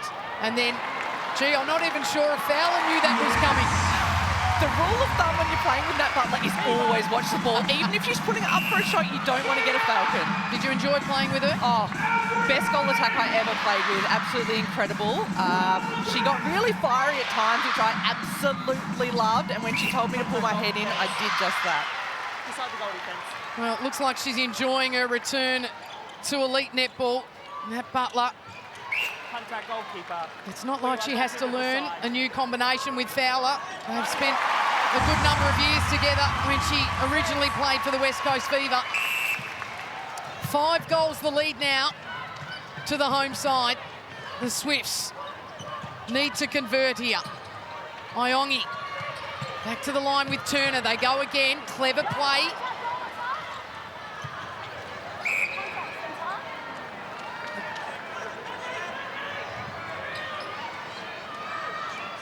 The arm wrestle between Simmons and Proud continues as that one rims out, but Aiken-George on the rebound front. Dangerous. So the Swifts defence looks like it's about to get a change to it with Taylor Fraser sitting in at wing defence. Let's get across to Dylan McPherson. You've been watching it closely, Dill. Under pressure, are the changes correct? I think they are correct. I think they need to slow down the West Coast Fever, and I think the way to do that is to inject some pace, and we know that Taylor Fraser can really, really do that. But Dan Ryan at the quarter time said that they are going to fatigue here, the Swifts, and I do think we're seeing a slight drop in intensity from their defensive end. Let's see how Nat Butler and Alice Teague-Neal exploit that. Well, that was some good explosion as Courtney Bruce and Sunday Ariane go flying for that moment. You get the feeling they're aware that that ball's falling short off Aiken-George's hand. That's right, and while getting a clean rebound off her is hard, getting a tip and tipping it to someone on circle edge could give them bang for their buck. Oh, one-handed by Fowler. Doesn't she just make that look so easy? But I can tell you she's being ridden hard by Cloud. Holding on to a 5-goal lead. This crowd starting to get really loud. Aiken-George under pressure. Housby, just a little touch ball in front to take Bruce out of the equation. That was a smart feed. She put the ball with no height on it because we know Courtney Bruce has fantastic elevation. She was caught behind. Butler, nearly not enough on it. Ariane pulls it out of the air. And then too much on that, so here's a moment for the New South Wales Swifts, and they're quick to go through Cloud. That's right, and as we can see here, Maddie Turner returning to the court in goal defence, so more of a controlled and tested goal defence goalkeeper for the Swifts for this last I think it's a great matchup on Butler as well. I think it's smart. I think Turner is a very good niggly player. I think the way to get Nat Butler offside is by getting under her skin, and no doubt Turner will be trying to do that. Under pressure here, bringing ball through court, the Fever on top. Bruce comes out, the captain. She was held in the moment. And it's the West Coast Fever. Hold on a second, I've got no idea. So Bruce is questioning. Caitlin, you're the expert, talk me through it. She came out for that intercept. Umpire decided she'd gone offside in attempting to get that intercept. So she went into the middle third, as you can see. The 2-on-1 on Aiken George is just becoming ridiculous. She's grabbing everything with two hands. Housby's going to finish this one off, but yeah, unfortunately, Bruce thought she had the right of way on that one. Big moment that was for the Swifts. They get one back, it's their centre pass. This is the moment that they can start to put the West Coast Fever under pressure with just 5:36 to play. Again, clever execution of pass into Aiken George with Bruce behind, taking her out of any possibility and standing aside in the contact position. So back to 2, the Swifts. And the Fever now, a big centre pass for them to release a bit of pressure. There's the last 10 and the Swifts with the last 3. That's what momentum feels like on a netball court. So the Power 5 siren goes. And we know what's happened, Caitlin Bassett, in the last Power 5 moments. Helen Housby has lit up the court. So the West Coast Fever leading by 3. And Courtney Bruce runs over to the umpire, indicating a West Coast Fever HCF tactical timeout. You get the feeling this will all be about Helen Housby and how to stop it. It's true. And what else can Fever throw out there? They've brought Nat Butler on. They've helped peg back that lead, but now they're being challenged again. So what else can Fever do in this 5 minutes? Let's have a listen to what Dan has to say. So if she finds anywhere in the super shot range, just from a baseline. So really active. Don't just be sitting there stationary, but active, active, active. But we want middle for you guys. Comfortable? All right, really important. All right? Keep concentrating in our last 5 minutes here of dead ball time between you two. Read what opens up for the next person. Keep attacking our depth. Jordan and Sunday can fill our line, all right? So just control the tempo and time here, but let's be really aggressive. Scoreboard pressure ticking over. So ball on the circle edge. Keep your balance, all right? Good strong angles. Right, let's go. Got it. Really good. 30 seconds. All right, hands in, guys. Guys doing a bloody awesome job. All right, a big 5 minutes coming up. This is just Fever grit, so dig in and find something because we have it. All right, let's go. Well, as you can see there, Nat Butler, a grin on her face. She is loving this moment because she's been in it so many times in her career. What a great person to have out on court at this moment. Yeah, absolute competitor, isn't she? She loves the pressured moments. But the New South Wales Swifts, they've been in plenty of pressured moments over the last 4 weeks and found a way to win. They win today and it'll be a 5th consecutive win. So don't shy away. If you're a Swifts fan, they are coming for sure. 60 to 57, 4:40 to play. Power 5 time. Helen Housby wants the ball right there. This is the space that she's good at. And Helen Housby brings the scoreline back to 1. A Suncorp super shot number 8 for her. Pressure back on Fever now to have to execute and get a goal. Will Nat Butler go for the 2-pointer? Will they work it to the 1? Well, they take the 1, the Rose, the Fowler, and keep the scoreline with a Helen Housby shot. The difference. Oh, Helen Housby, I love commentating her. In the back of play, look at Sunday Herring. She knows she wants the ball. Nothing like having a player in your side in pressure moments that wants the ball. Proud goes to Hadley. They're looking. They take Aiken George. She thinks about it. Again, Aiken George. This is where I want Aiken George to start moving. Get out into that 2-point range herself because we know she can shoot them under pressure. Well, she took it at Helen Housby under all sorts of pressure. It went to the hands of Aiken George and then fell out. So, gee, the West Coast Fever have had to work hard to get this ball. And Maddie Proud gave it everything in that moment, didn't she? Off her direct opponent in Simmons, hunting the intercept. Her facials are worth the price of admission alone at this game today. She loves the contest. Getting the ball out of the Fever defence line, though, is not easy.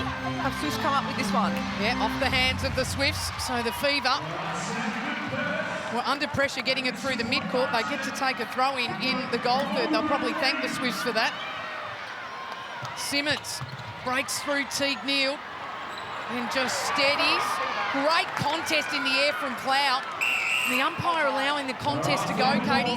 Yeah, which is great to see. Dying minutes of a game. There's two passionate teams out here, both wanting the ball. So have a let them go. And as we can see, a lovely little juggle there from Fowler.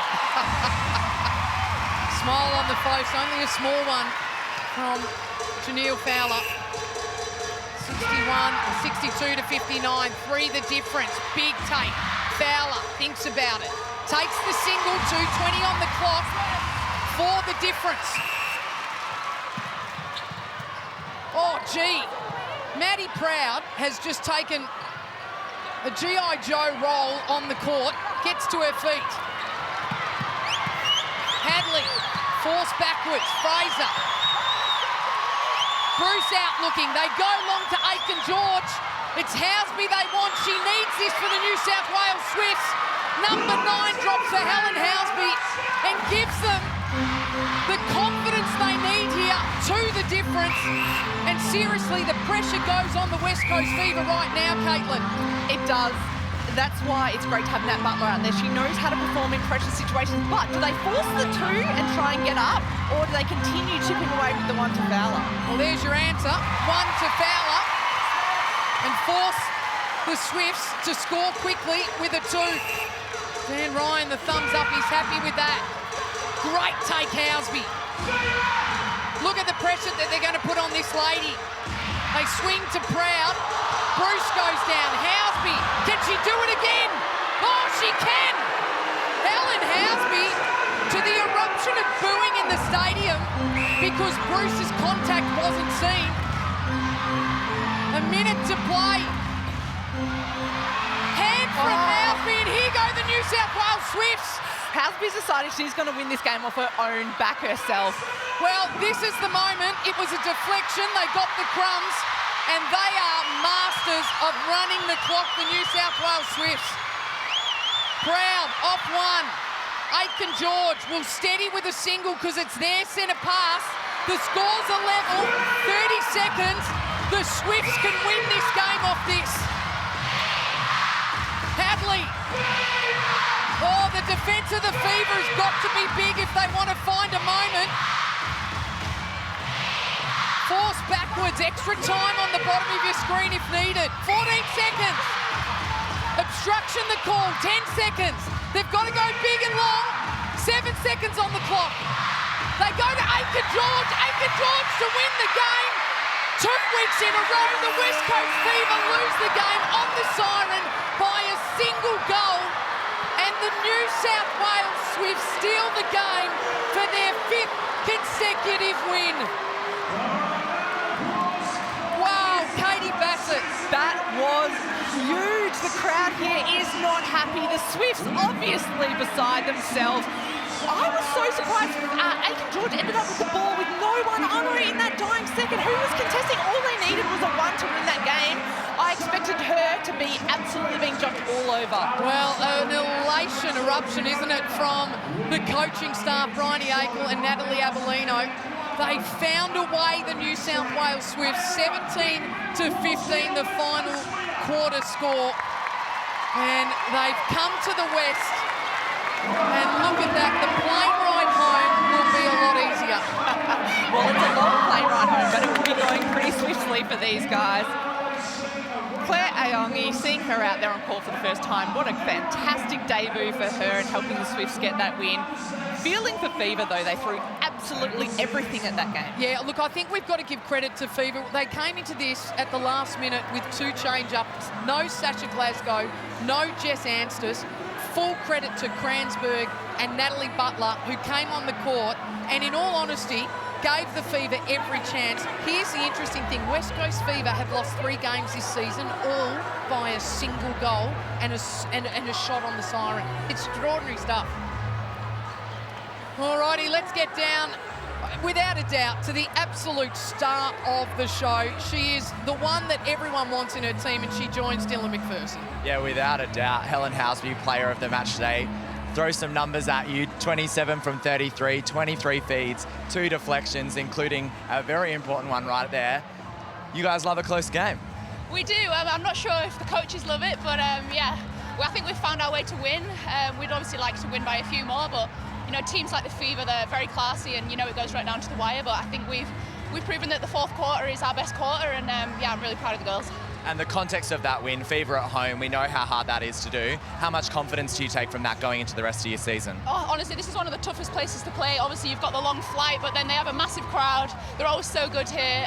We're going to take a lot of confidence from that. It's nice to be moving up the ladder and have quite a few games on the bounce now that we've got the win. But you just got to take it game by game and day by day. And the super shot. I'm a terrible shooter from range. What goes through your mind when you're taking them? Simple bend and flick, or do you think about the 2 points? Honestly, not much. Just hope it goes in. Just think about your technique. You don't really have that much time in netball to think about anything. So, yeah, you've just got to hope that it goes in, that you've done the work before the game to perfect it. And yeah, it's nice to have someone like Diddy underneath for the rebounds. Absolutely. Great game, Helen. Congratulations. Awesome. Thank you. Terrific stuff from Helen Houseby. 71% in the super shot range, 10 from 14 for her today, averaging 63% coming into this game. So she took the game on her shoulders, didn't she, and did exactly what was required for her side. The New South Wales Swifts getting across the line in the final moment of the game. Let's take a look, Caitlin Bassett, at the match summary. And again, with a 1-goal difference, you feel like there won't be a lot in this. Accuracy for the Fever we knew would be up. But in fairness to the Swifts, they grinded out that game. It was just an extraordinary game in netball. I think they're getting very smart about knowing when the time is to put the foot down in that last quarter to win. They've done it a couple of times now. They've snuck away with a couple of 1-goal leads. Interesting to note that the Fever haven't recognised that. They've lost a couple of games by 1 goal. When you're down to the wire, you just need to be making sure that you're scoring and getting your next centre pass over the line. So we take a look at the Super Netball ladder, and that moves the New South Wales Swifts into 2nd position. And they will be absolutely thrilled with that. We know the percentage slightly down because they had the game against the Thunderbirds that was called off. So it's quite intriguing, isn't it? The Adelaide Thunderbirds and the New South Wales Swifts dominating the ladder at the moment. And of course, the Melbourne Vixens still to play. So they could push the Fever into 4th position.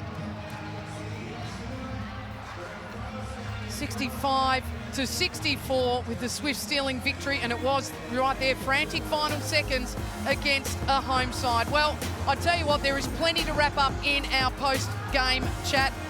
We're going to bring Dylan in. We're going to bring Bryony Akel in, the head coach. Don't go anywhere, and we'll break this game down. The New South Wales Swifts in an enormous victory here at RAC Arena by a single goal over the West Coast Fever.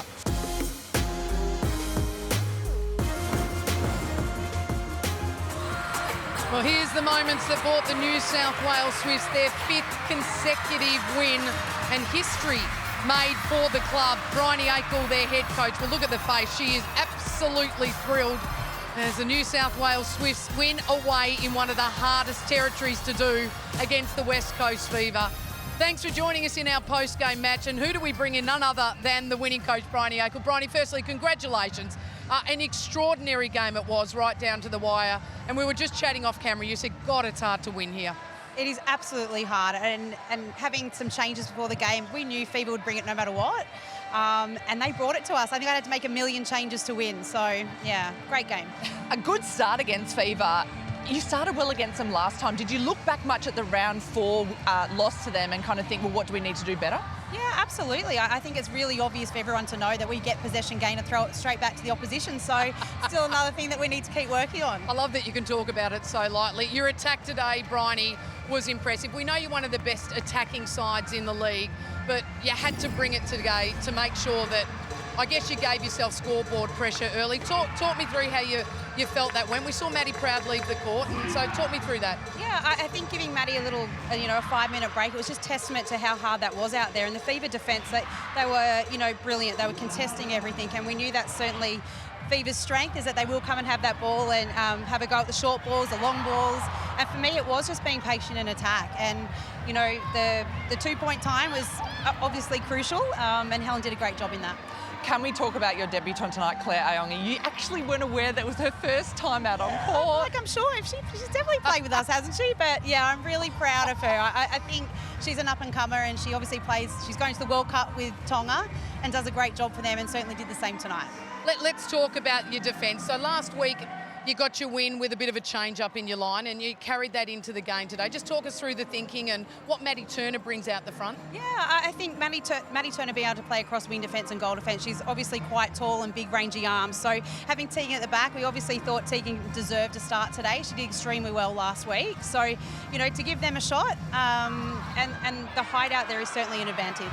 How great is it to have the likes of so many defenders that you can switch across different positions? We saw Clow in goal defence, she can play back. We saw Turner out, she can come in. How hard is it going to be for Ali Smith when she comes back into this side? Oh, you've got to be performing, don't you? I think for us it is about opportunity, and then, having the versatility in this league is crucial. I mean, Fever can play multiple positions and that attack end, so for us it's just counteracting that and doing the work at training to be able to play those positions. I have to talk to you about Sarah Clow. Like, honestly, how good is she at the moment?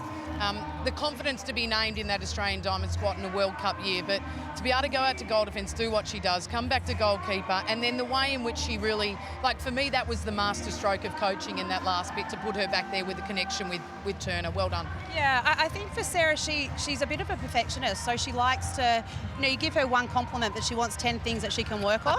so for me, it's, I think that's great in coaching. She doesn't think she's always doing a great job. That's probably frustrating, but for her, I knew if I switched her back that she knew she had to do one job, and she did it well. Can I ask honestly, thoughts when Nat Butler entered the court? Were you a little bit nervous? Of course I was. She's like a magician. I sit there watching her in awe. Yeah. What an asset to Fever to have her out there, and certainly to the younger shooters watching.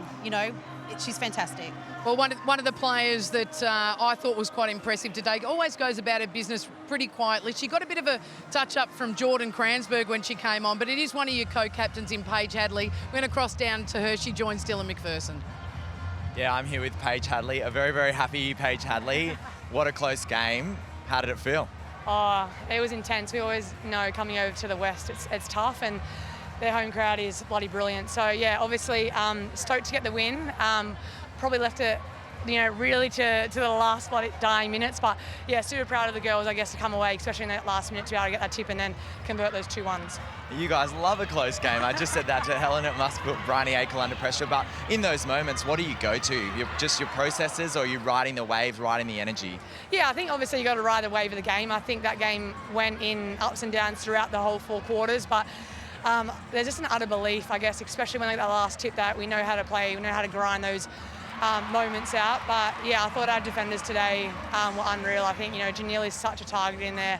They were just relentless and never gave up, and that showed in that last minute when they came up with a really handy touch. But yeah, for us, it's about sticking to process, but riding that wave, obviously that's the best thing about sport. You've got to go up with the ups and down with the downs. But yeah, really proud of that 60-minute effort. And speaking of your defenders, Claire Ayongi came on today. How cool is that to see someone like that get out and take the court? Oh, it's amazing. She's unreal. She's an unreal talent through the New South Wales pathway, and for her to come out, obviously, unfortunately for Ali, as an injury replacement, but I thought she was unreal. Her ability to read the game, she's obviously not the tallest in the circle there, but her ability to read the game, get up for those balls, yeah, super proud of her today. Well, I think Bryony might ask for a little bit more of a margin, but best of luck next week. Thanks, Phil. Well done to Paige Hadley. Bryony, I want to come to you. A club record today in your 5th consecutive win. It's the first time, you didn't know that, look at your face. It's the first time the club's won 5 consecutive games in a season. You've done it historically across seasons. Call it a purple patch or not, but it's great to break a club record, but surely it gives you confidence as we're heading towards the pointy end. Yeah, it absolutely does. I think more than ever this year, and any team in this competition can win, and to be on that streak is really exciting, and we'll celebrate it now, but we certainly know that we go again tomorrow and we've got another hard opposition next week. And looking ahead to next week, Magpies at home. they're not having the greatest of seasons, you expect them to come out hard against you guys. What are you going to have to do? Yeah, absolutely. They always seem to play really, really well. It's one of those teams that, that we struggle a bit, to be honest. So we're going to have to be on our game. They'll be desperate for a win. And I think, shutting down their goal as early was probably the key. Well coached today. An incredible win for your club. And enjoy the flight home. It makes it a lot better. It's a long flight, but I will enjoy it. Let's get down now to Dylan McPherson with the head coach of the West Coast Fever. Yeah, I'm here with Dan Ryan. Dan, heartbreaker. What's the initial feeling after that? Yeah, look, obviously really disappointed to lose by one again, but to be honest, incredibly proud of the effort and the fight from the team. I think when we knew that we were without Sash and Jess today, who are integral to our team, it was going to be a real battle for us. But the way that everyone stepped up, we put ourselves in a really good winning position, and credit to the Swifts for getting across the line in that last moment. But can't wait for next time. Yeah, and it must give you such huge confidence as a coach to be able to go to your bench and that depth. Jordan Kranzberg came on against Paige Hadley, one of the best mid-quarters in the country, and did a fantastic job. What does that look like this week in terms of getting those girls back in?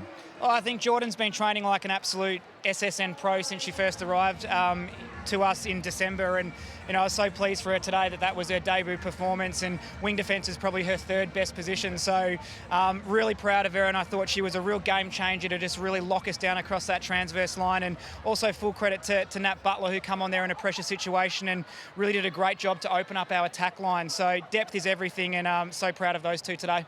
And as a coach, how long do you sit in this game before you look forward to next week? You had some people out.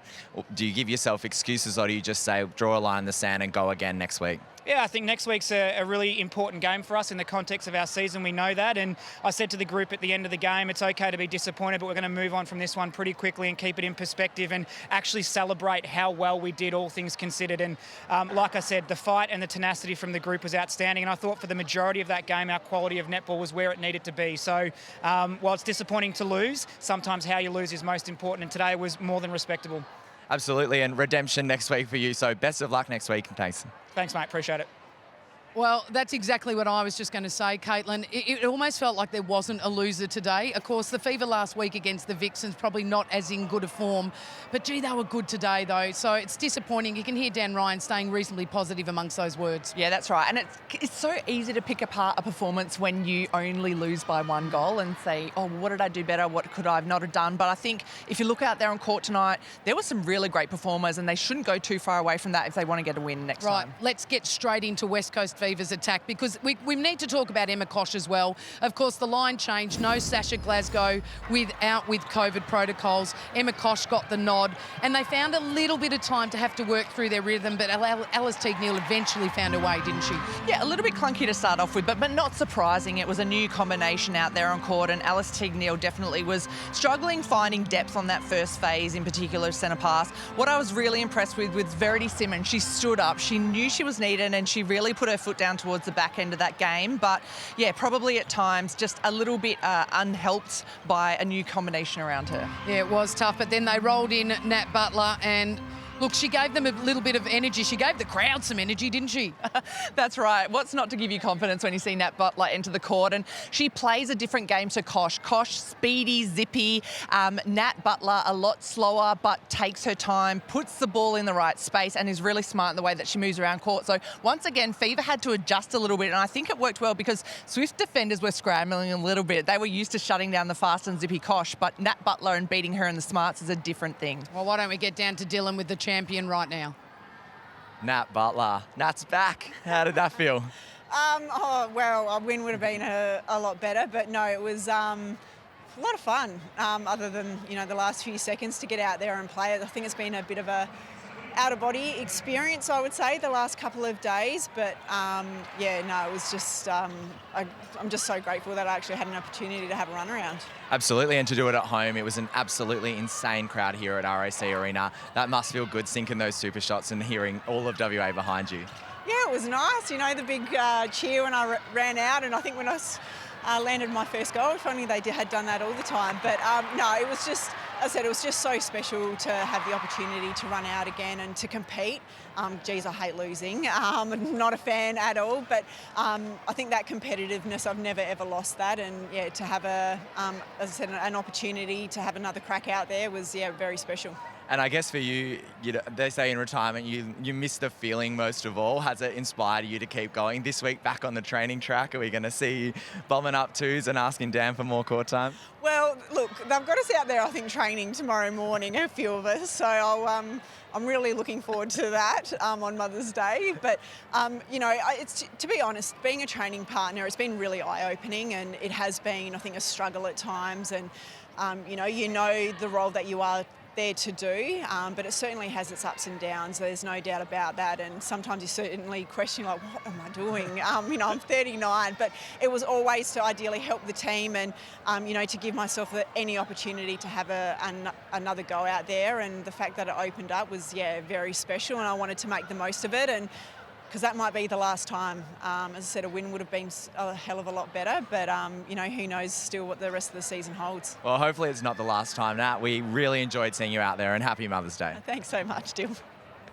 Well, Natalie Butler absolutely wears her heart on her sleeve, doesn't she? Terrific to have her back in the game, and as I said through the commentary, there would be millions of fans out there absolutely elated at the fact that she's back here. We're going to head to a break, and we've got plenty more to come when we come outside the back of that. But don't forget some exciting news for all the netball clubs and associations out there. Woolworths are back this year with $100,000 up for grabs as part of their Pick Fresh, Play Fresh netball grants. It's a great initiative which showcases Woolworths community support. So all we want you to do, head to pickfreshplayfresh.com.au to apply for a grant today.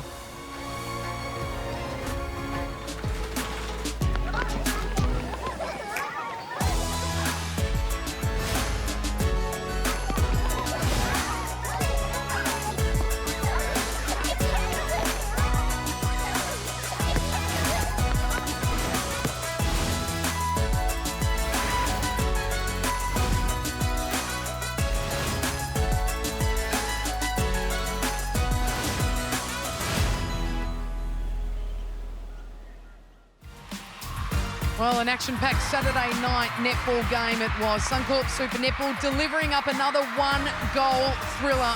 And the New South Wales Swifts in the dying minutes found their way back and then was able to get that final goal to get them across the line of the West Coast Fever. And the Fever suffering their third defeat of the season by a solitary goal. It must be tough, Dylan, to have 3 losses by the single goal. Oh, it must be. I mean, losing is one thing, but to be in the contest and to have been in it so long like Fever were, it would be just devastating. Where to for the Fever now? Well, as Dan Ryan said, I think there are positives to take from the game. At the end of the day, Swifts are a good side and they were 1 goal away from beating them, but Fever have to look at what is contributing throughout the game to them dropping. They had a margin at one point in the third quarter and just let it fall away. So I think there are little things to look at for Fever going forward into a big game against Firebirds next week. Katie, the Swifts have been coming. Have a look at them. They are celebrating, and why wouldn't you be? I mean, I don't know that I'd have my hand in my shoes after playing 60 minutes of netball. Anyhow, 5 wins on the trot up against the Magpies next week. They're probably looking at their 6th win. I don't mean to be too ambitious, but I tell you what, are they going to be another premiership contender? They're looking in great form at the moment, aren't they? And I think if we look towards Magpies next week, they lost to the Magpies last time they played against them. So they've got to get out there and put together a good performance if they want to continue this winning run. But the confidence they'll have gained from beating top 4 sides now, and Thunderbirds the only side they haven't beaten in that top 4. I can't wait to see that game when that comes. I think the key thing here for a lot of sides in the season so far is experiencing the close wins and actually finding a way through, which could set them up exceptionally well come finals. Let's take a look at the ladder now and see where all things stand after the first of our 2 games here in round 9. Adelaide Thunderbirds with a win earlier tonight and hold on to top position, clear 4 points of the New South Wales Swifts, who now step up into 2nd position. It does push the West Coast Fever down a notch. And, of course, the Melbourne Vixens, we know, still to play. And they'd have to get a fairly big win to push their percentage up. So you get the feeling maybe that the Fever will hold on. Now, here we go. This is the big game so far. We know the results of these, but it's the two coming tomorrow, guys, that I'm most intrigued with. Sunshine Coast Lightning and the Melbourne Vixens. Katie, straight away, the Lightning really need the win because otherwise that top four starts to push out. Yeah, it is. And they've had, a few disruptions to their club. They've had injuries, but I think it is time for them to stand up, and they're Diamonds players to stand up. This is a World Cup year. This is a selection for them. So coming up against the Vixens is going to be really important, not just to get a win for them, but to show that they're, actually contenders for this competition. Absolutely. And the Vixens with that 1-goal win over the Fever last week, of course, beat the Sunshine Coast Lightning by 4 goals last time. So they'll have the confidence to head north and win. Now, this game's the one that intrigues me the most. The Magpies against the Giants, Dylan. Both sides playing for their season. In all honesty, one side loses this game tomorrow, which one will, and I think that's season over. Yeah, absolutely. And we're going to see another game with that finals-like intensity like today was. It'll be tough for the Giants, a couple of big outs for them, Joe Harton being the biggest one. But, when your season's on the line, you find a way to win. And I think if Giants want to keep having a crack at this premiership, tomorrow is the biggest game they'll play this year. Quick prediction for the 2 games tomorrow, Katie, from you? Oh, look, I'm going to say Vixens flying high from their momentum of last week, and then I think Giants will get over the line. Yeah, I say Vixens. I think they'll get the job done, and Giants on all heart, I reckon they win tomorrow. Just quickly, how did you enjoy your debut? I have never been more nervous in my life, but I had a great time. Well, a big thanks to you, a big thanks to Caitlin Bassett and all the team behind the scenes. Thanks so much for joining us in Perth. Another terrific night of netball as the New South Wales, who are they? The New South Wales Swifts will head home across the Nullarbor with a 1-goal victory, 5 wins on the run. And gee, they look good in season 2023. Thanks for joining us and good night.